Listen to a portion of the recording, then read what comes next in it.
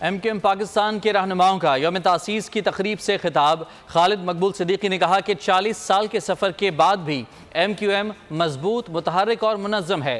ये रास्ता वही रास्ता है जो मंजिल की तरफ जाता है। नौजवानों ने अपने लहू से चिराग रोशन किए हैं। अमीनुल हक बोले कि MQM वाहिद जमात है जो नौजवानों को असम्बलियों में भेजती रही। 40 साल का सफ़र, 40 साल के बाद आज की मुत्तहदा, मुनज़्ज़म, मुतहर्रिक और अपने हदफ की जानिब बढ़ती हुई मुत्तहदा कौमी मूवमेंट जबर के शिकस्त का ऐलान है।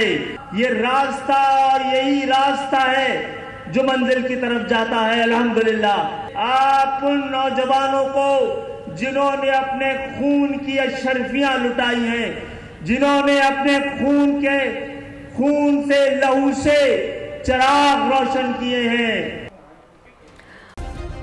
सब्सक्राइब करें और बेल दबाएं ताकि कोई खबर रह न जाए।